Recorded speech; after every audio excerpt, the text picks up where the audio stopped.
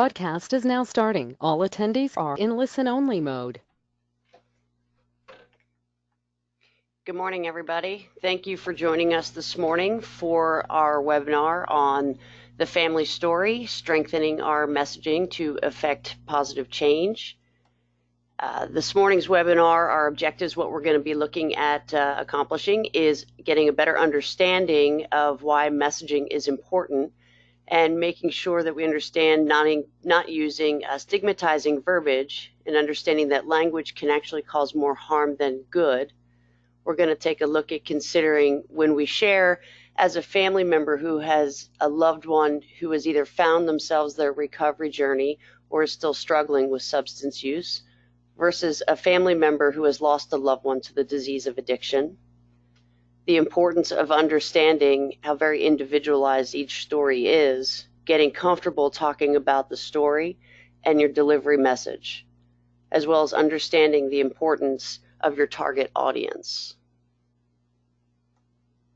I'm going to start off by sharing this picture. This is one of the inspiring messages that I love to think about each time that we're going and talking about. We want to make sure that we're speaking in a way that others who are listening to us love to listen to what we have to say and listen in a way that others love to speak to us. And I think that's a positive message to start off the webinar that we're going to be going through today. So let's start off by talking about words and how they matter. Words matter and how we use words to describe individuals with substance problems that affects people's perceptions. How we describe individuals with a substance use disorder can convey different thoughts or ideas around how they began using or their controllability.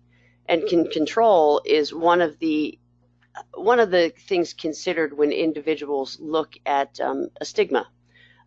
Their control in how they began using is something that people think if they have control over it, then they should be able to stop.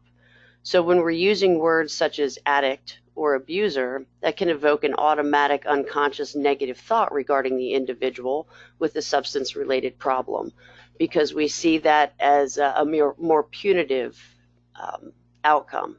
A person is abusing the substance, then that's because they have the ability to stop. Therefore, punishment would be the most effective way to treat the individual.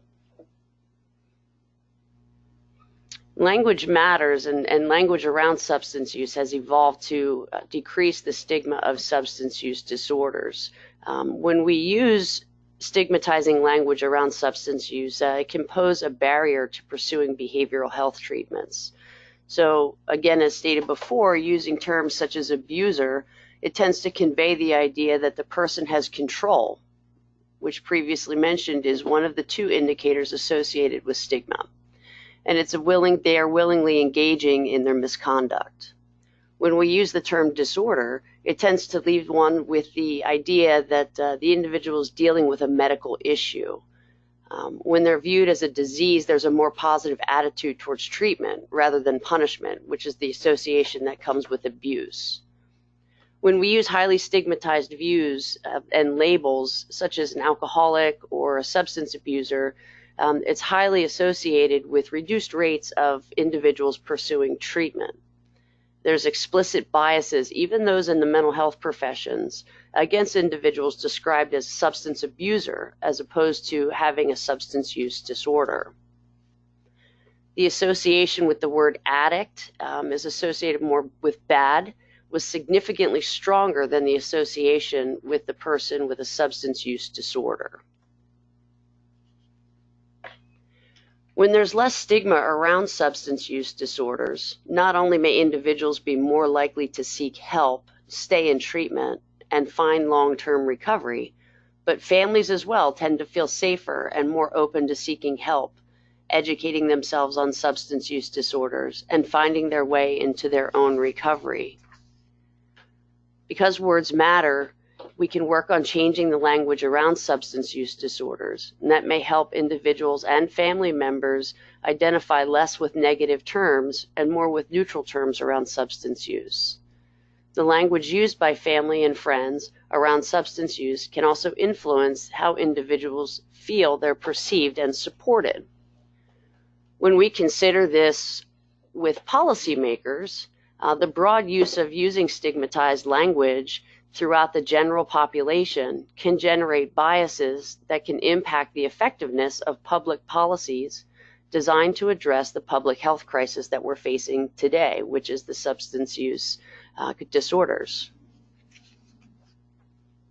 So we want to remember that our words do matter, and they were going to leave a lasting impression. So we want to choose wisely how we speak, because we don't want to find ourselves in a situation where, as we are sharing our story and as we are talking about our journey, where we are sending the wrong message, even though we are speaking with the right intent. Our words have power. They can either destroy or they can heal. But when we are speaking of both true and kind, they can change the world. I love the Buddha. He always has those words of wisdom for us. So let's take a look at some things to consider. If your life has been impacted by a loved one's substance use disorder, you may want to share your experience. You may want to share in order to help others. It may share as part of your healing. You may want to share in order to affect change in your community, your state, or on the national level. There's two sides to the aisle when we're looking at sharing our experience with our loved one. We may be sharing after a loss, and we may be sharing when our loved one is still with us. And while there may be similarities in preparing and delivering presentations with each, there are also some very different aspects that are important to consider when we're sharing our story.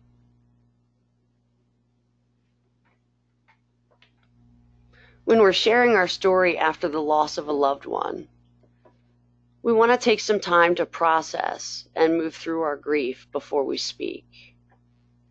It's really important to know that there doesn't need to be a specific timeline for someone to get out and share their story. It's okay if it takes you a while to be able to get there.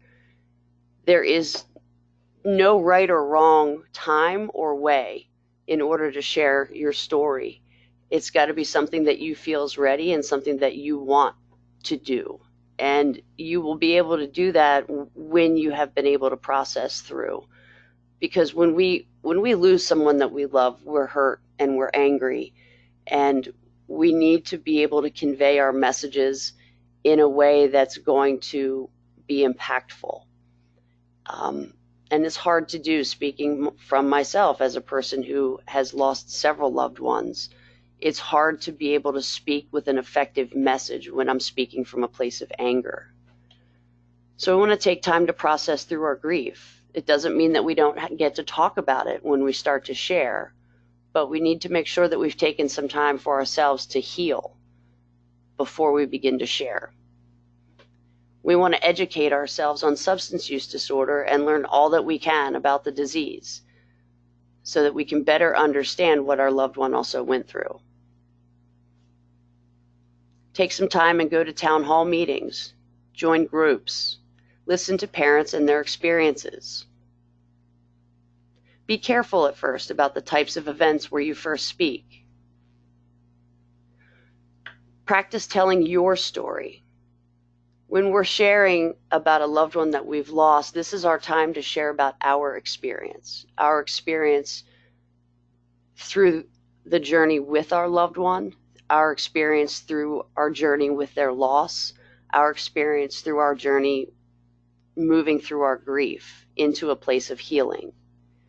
This isn't a time for us to share what our loved one went through.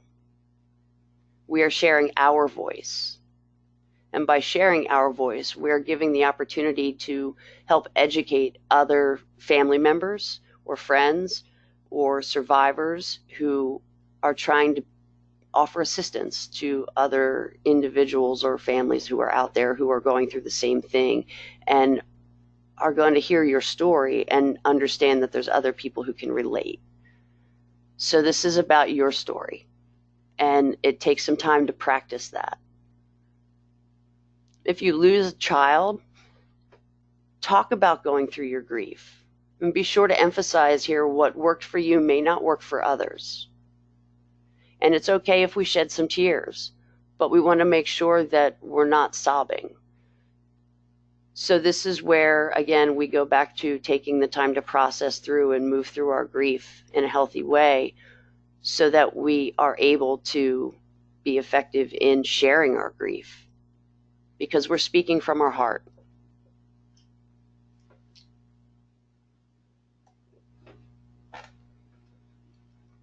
When we're sharing our story, when our loved one is still with us, one thing that we want to consider in the room is we may have some families in the room who have lost a loved one. So we want to be sensitive to families who are in the room who have lost a loved one. And again, we want to educate ourselves on the substance use disorders, learn the statistics, learn how it affects families and children. Again, we're having an understanding that what worked for one family may not work for others. It's very individualized. Here we are not speaking for our loved one, but again, focusing on telling our story. When we're doing some early speaking engagements, we want to be cautious not to say anything that may inadvertently affect your loved one and cause them to have to deal with something that they're not prepared to work through just yet. So it's always a good idea to talk with your loved one on a regular basis to find out if there are any topics that are off limits to speak about.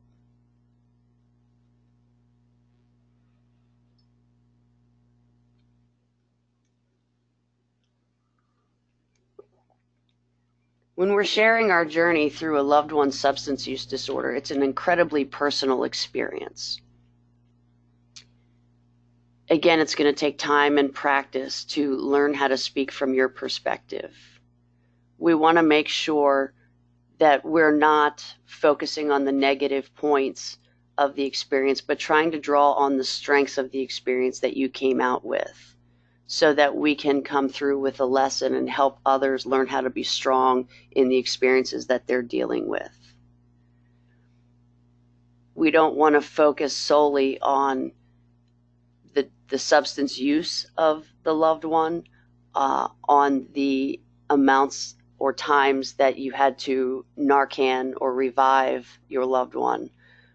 We don't want to show necessarily the anger that we have, but instead maybe the passion or conviction that we're speaking with.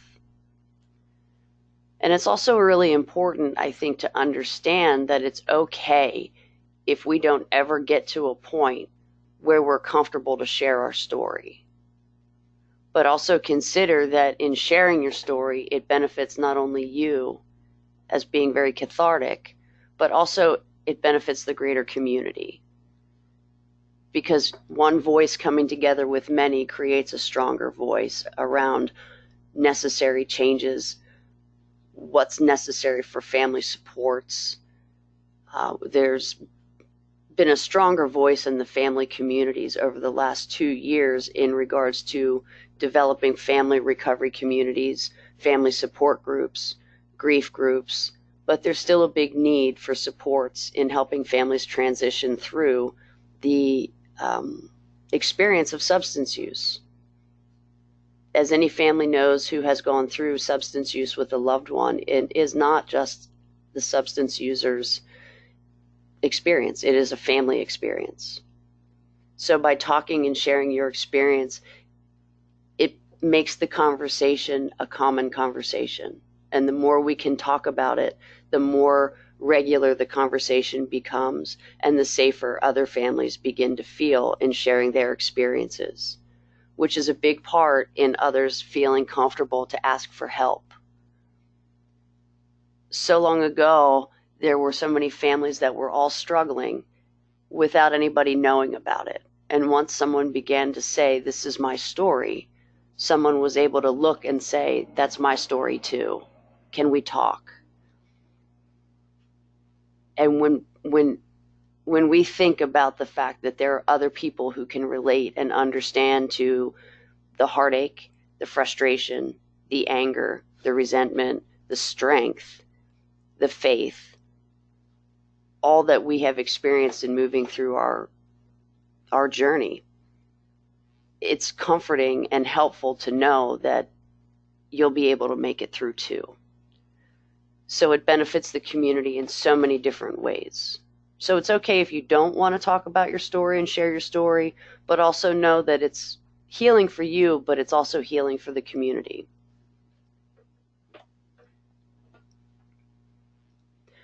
So when we're sharing our story, first thing about it is let's get comfortable with it.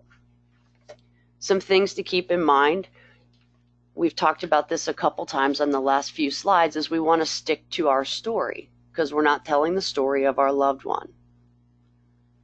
We also want to know what message we want to communicate when we're sharing.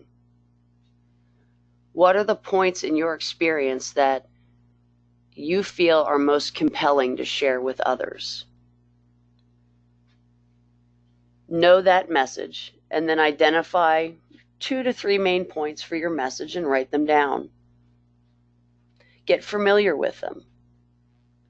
Know how you feel comfortable delivering them. And then practice. Practice sharing your experience. Practice your speaking. Practice how you want to deliver the message. Practice how you want to speak with conviction, at what points. Practice doesn't make perfect, but it does make us prepared. We also want to keep it short. Say what it is you're going to say and say it. When we have our points written down and we remain focused on our points and we say what it is we're going to say, that does help us to keep focus on where we're going. But it is okay. We may get distracted. We may get sidetracked. We may have questions that may get us off point. We may have a comment or a thought that pops into our head that gets us off track, but don't panic. You can simply guide your conversation back to what your message was going to be. If you're in a public speaking and someone asks you a question, sometimes there are difficult questions that are off the topic of where you may want to go. They may want to know what the experience was like when you were Narcaning your child back to life, or they may want to know some really negative points of the experience. And since we try to keep our messages strength focused, it's okay to divert the question, or what we use is called like a pivot technique, to redirect the question back without ignoring their question to you.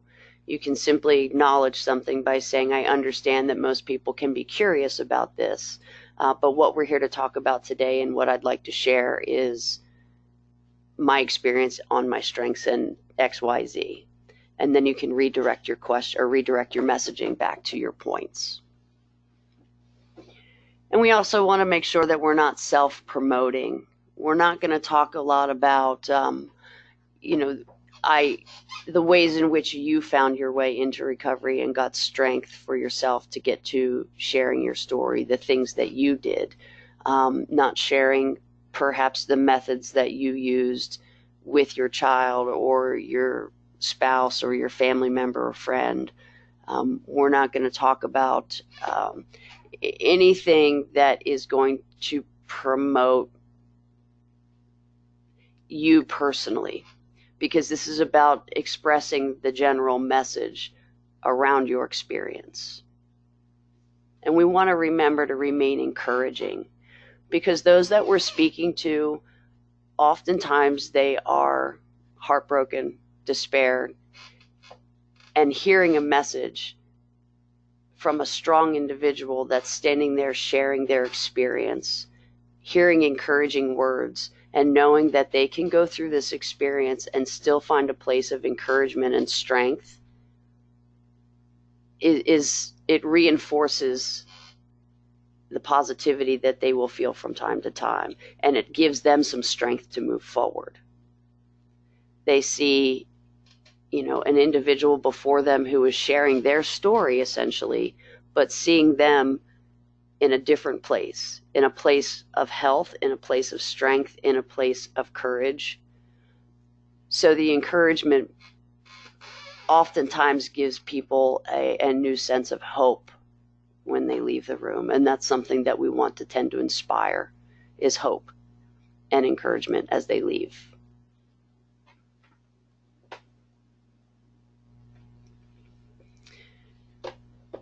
When we're delivering our message, if we're not familiar with public speaking, and goodness knows I sure wasn't when I first started. So again, when we practice, we can practice doing our speaking with someone, talk to someone, because we want to make sure that we're establishing eye contact.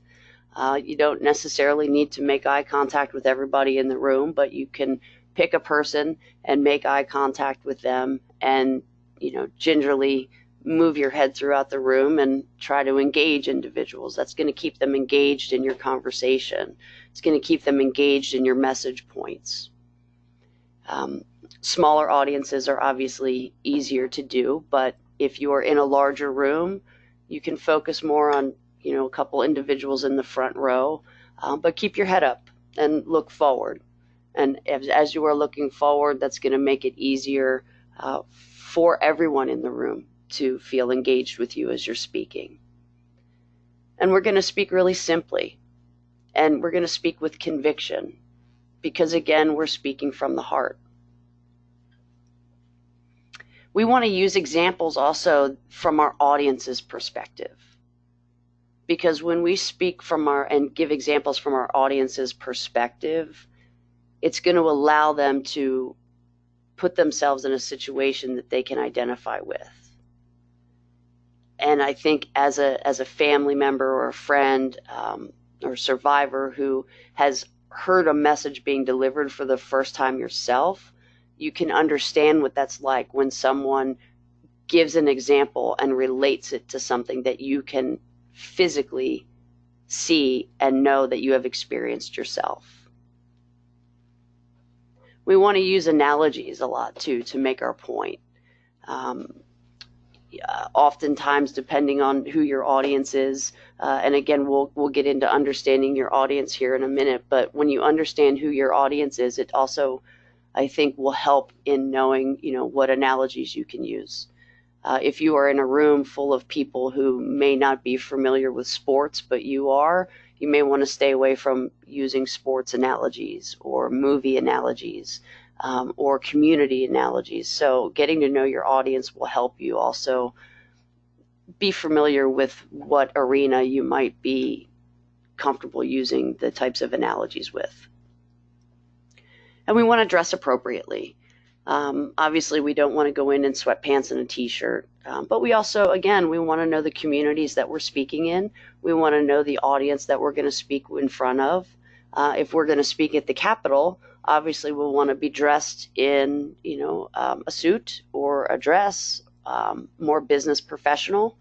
If we are speaking at a support group or a community event, then, perhaps business casual or casual. If you're at an outdoor picnic event, casual. So know the event that you're going to, and just be sure that you dress appropriately for those involved. One of the things that I like to do is I always like to make sure that I dress to fit the individuals that are going to be in front of me. I don't ever want it to be where they might view me as me being higher or better than them based on how I dress. So if I'm going into a room, I won't have a nicer suit on and have the audience being in shorts and a t-shirt and flip-flops. So I try to relate to how my audience may be dressed. And we want to stay relaxed because, and it is hard to do, believe me, it is hard to do when we speak with public speaking, but as you practice, you'll be going into it and you'll be comfortable already because you've practiced through it several times. But stay relaxed because you know your story. You've lived it. So you're not having to memorize anything that you're not already familiar with. So you get to speak your story. You've practiced it. You're speaking from your heart. This is something that you want to do. So just relax and sit into the speech or the talk. Enjoy the people that you're talking with and have some fun with it. Because remember, at the end of it, what you're doing is you're helping to change the conversation. Maybe in this conversation, maybe there's somebody in that room who for the first time heard someone speak and they knew that you were a person that could understand what they were going through. And since you were talking about it, they then felt okay to speak and talk to somebody else. So you're just changing the conversation. You're sharing your life. You're sharing your story. You know it. So don't be stressed about it. Have fun. Stay relaxed. Speak from the heart. And when we're identifying our audience, the audience that you're going to be talking with, you're targeting your message accordingly to that audience. You want to understand that your target audience is the foundation for your presentation. So your target audience is going to be what drives your entire messaging. So spend some time learning who's going to be in the room. If you're going in as an individual who is a family member who still has their loved one with you, and you're speaking to a room that majorly has family members who have lost a loved one,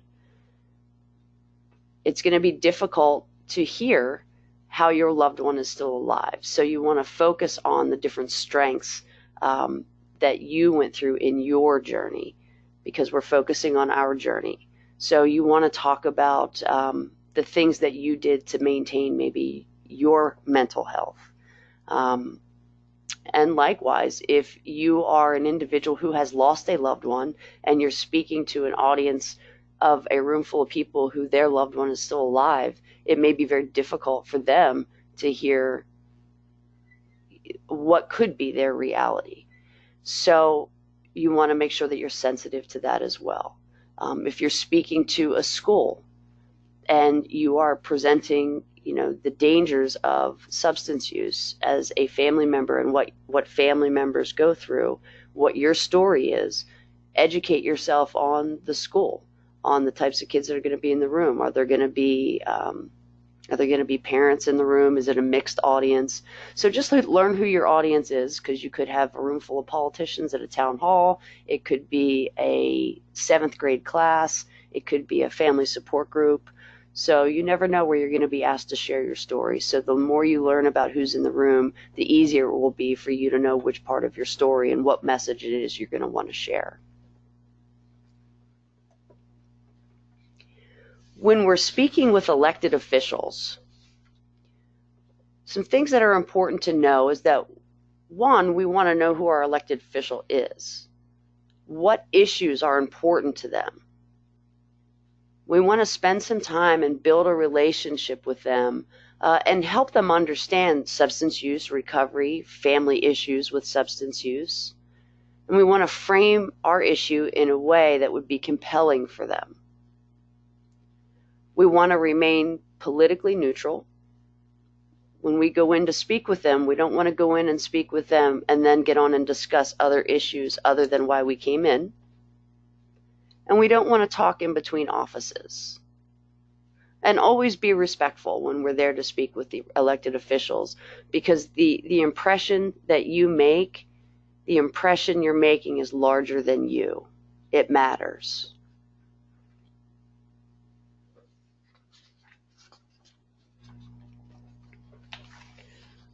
Again, with speaking with elected officials, introduce yourself first. Again, first impressions matter. Introduce yourself and tell them why you're there. Give them some background.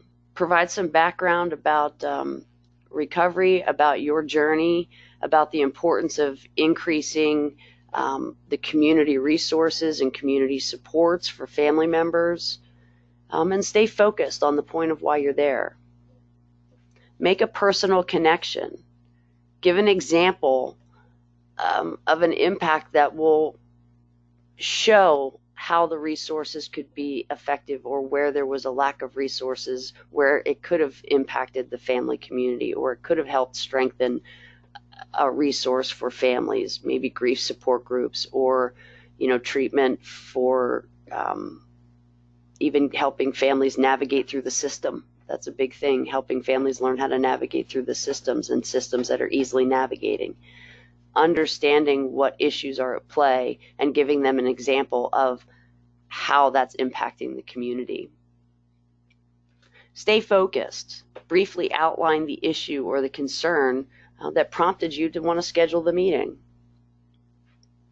And answer honestly or don't answer at all. If you don't know the answer, don't try and fake it. Say you don't know the answer, but you'll find out and you'll get back to them. And we want to utilize the legislative staff. Legislators, they depend on advice from their staff because it's impossible for them to follow all of the issues themselves. Staffers are gatekeepers, and they sometimes are the real driving force on an issue. So sometimes if we can't get directly to a legislator, a lot of the time, getting to develop that relationship with their staff or key staff members can be just as impactful, because that sometimes can get you the ear into the legislator.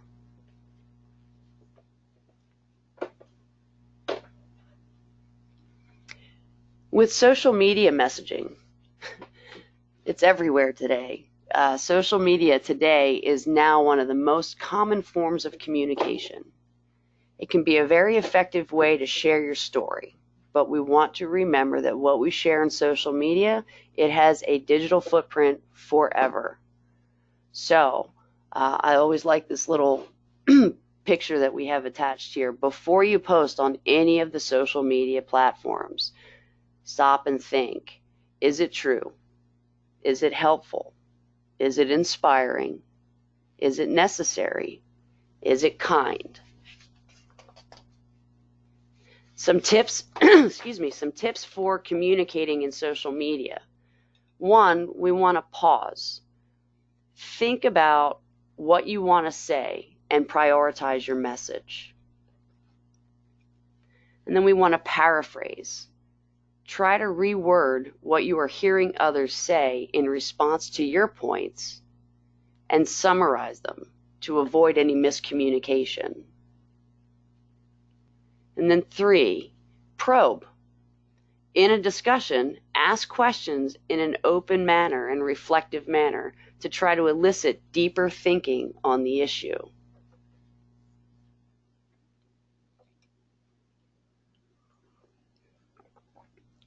For some education on messaging, there's some additional resources on messaging available. Here at PROA, we offer a leadership training, which provides additional training on sharing your stories to communicate for change and developing leadership skills for peer leaders. For any information on the leadership training, please contact proa.assst@pro-a.org. Faces and Voices also has a 2-part video training, which is phenomenal, and it gives a lot of background on the importance of using the right verbiage, how to frame your story, how to share your story, what's important to remember, and getting in almost what we call an elevator speech, getting their attention right away as you begin to speak. So the web addresses for both parts of the video are listed here, part 1 and part 2. And they are about, I think, maybe 45 minutes each, I want to say. The RACE project also has a speakers bureau, and that provides some education and training on messaging. So for information on the Speakers Bureau at the RACE Project, their email is info@raceproject.org. And if you would like to see any examples on social media messaging, you may check out PROA's Show Us Your Purple group page. And there's the Facebook link attached to that. I'll keep this page up for a few minutes if you'd like to write that down. There's some really good examples on this page, the Show Us Your Purple group page, of framing out appropriate messaging for social media. All of the messages that are posted on the Show Us Your Purple group page have been vetted to ensure that they are appropriate social media messaging. So anything that's posted on that page has already been vetted and cleared, so to ensure that it has the right messaging out and it's framed in the correct way to have the message delivered appropriately. One of the really good, as a family member's perspective, a really good family member story that's posted is by an individual, Lori Mishler. If you'd like to find hers on that page, she does an excellent job of framing her message and sharing it for social media.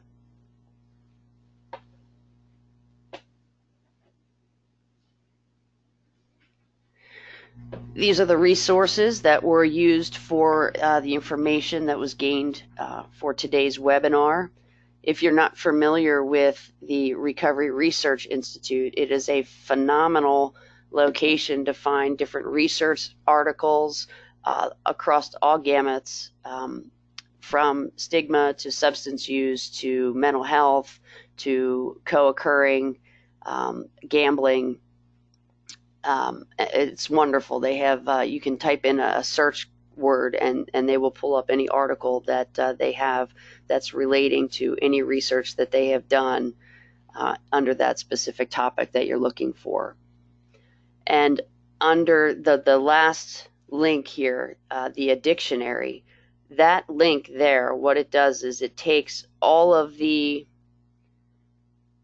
I guess, non-recovery friendly language terms that we've used, such as abuser or addict, as two examples, and they give you an alternative word that would be what we consider recovery friendly.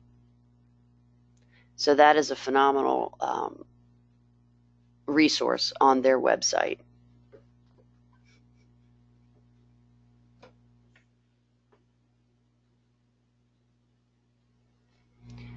And last to consider, the most powerful person in the world is the storyteller.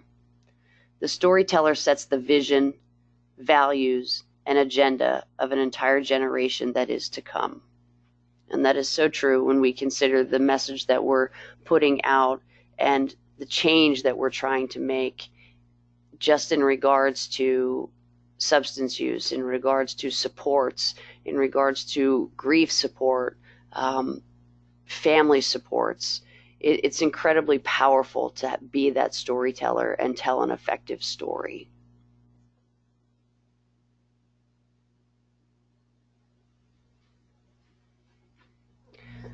So that is the end of our webinar for today. I can make this PowerPoint available for those participants who were in attendance for the webinar this morning. At this time, I will open it up to questions if anybody has any questions.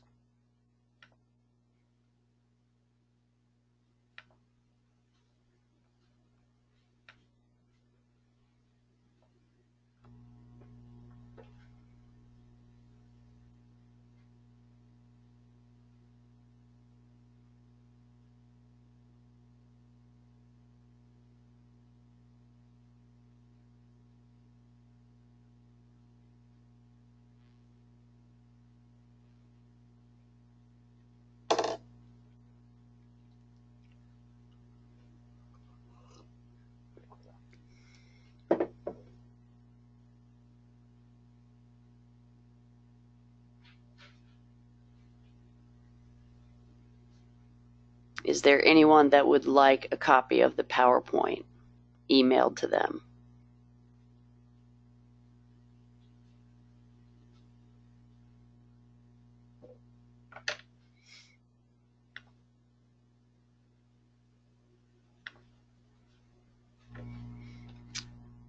If so, you can enter it in either the chat box or in the questions.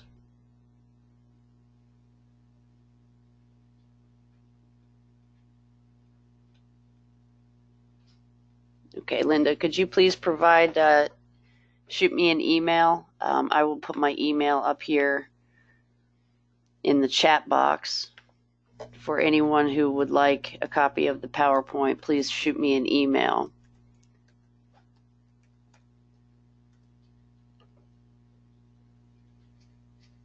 and I will be happy to get that out.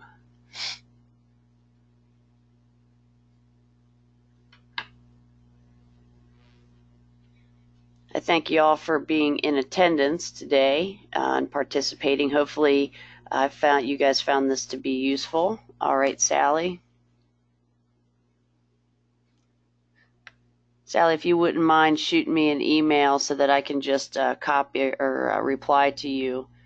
Anybody who would like a copy of that, if you just send me an email and I will just reply and get a copy of that out for you. I'd be happy to do that. Are there any questions?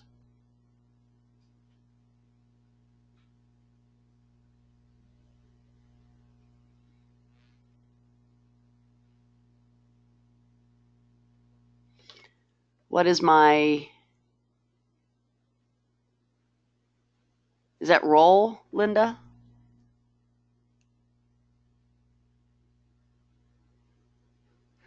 What is my role in what?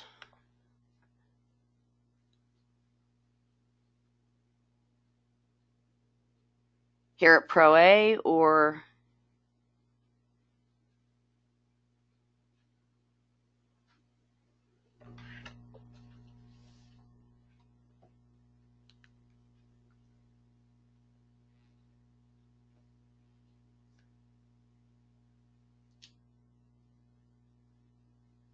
Okay, so my role here at PROA is I am the Recovery Services Community Coordinator, and I manage a federal grant that we have from SAMHSA, which works to develop resources for recovery community organizations around the state of Pennsylvania.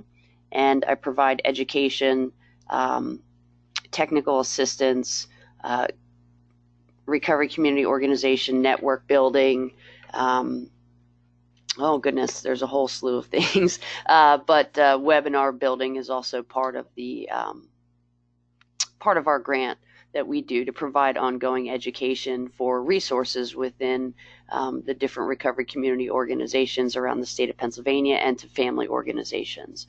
So one of the big interests that I have is developing resources for family organizations within communities, because I recognize that there is such a need for that. But I come from a 23-year clinical background as well.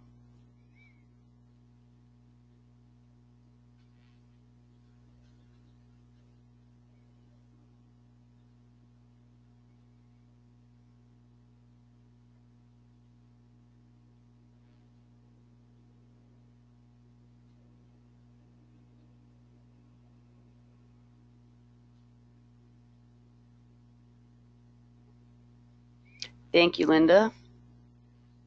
Do we have what's the majority of people in the room, if you don't mind me asking? Do we have family, friends?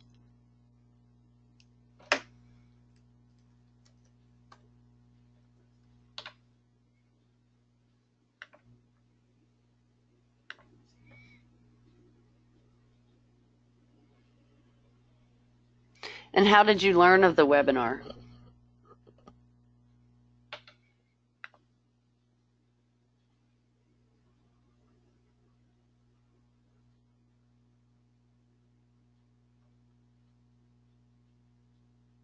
Email. Okay. Good. I'm just trying to see what's our best, most effective way of getting them out.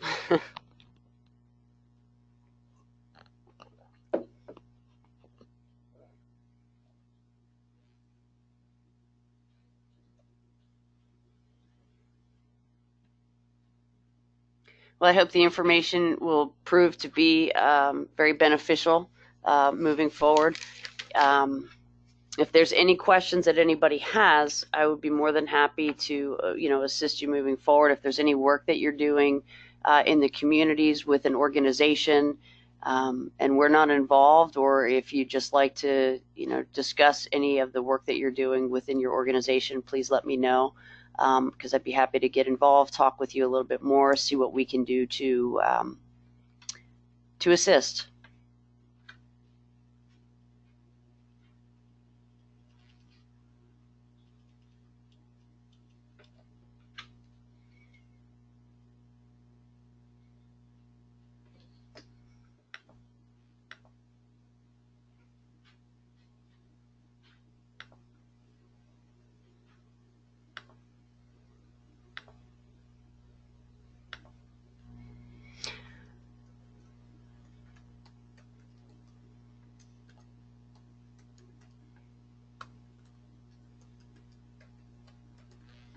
All right, so one last time, if there's no more questions, I